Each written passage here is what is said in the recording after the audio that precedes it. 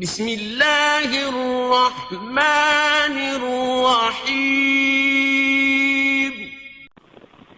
پیام لے کے جو آئے صبا مدینے سے، مریض عشق کی لائی دوا مدینے سے۔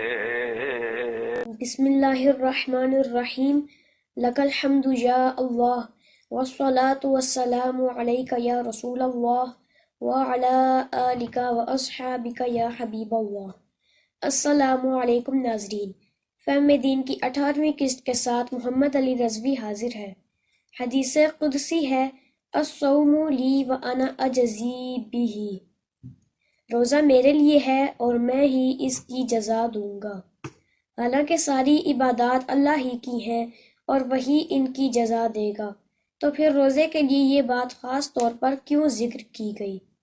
ناظرین، اس کی کئی وجوہات ہو سکتی ہیں۔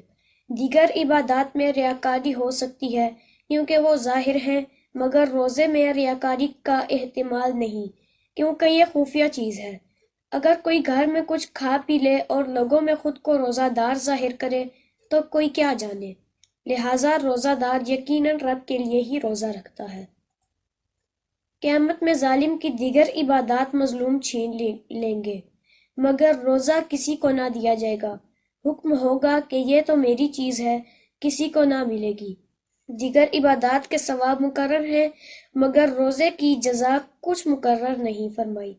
رب دینے والا اور بندہ لینے والا، جس قدر چاہے گا دے گا، کیونکہ روزہ دار عاشق ہے اور عشق کا ثواب محبوب کا دیدار ہے۔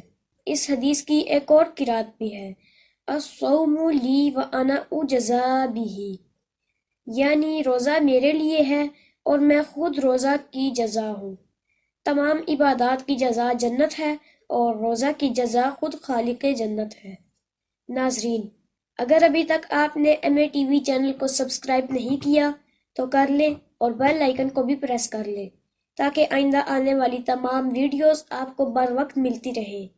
اگلی قسط تک کے لیے اپنے میزبان محمد علی رضوی کو اجازت دیجیے۔ فی امان اللہ و رسولہ۔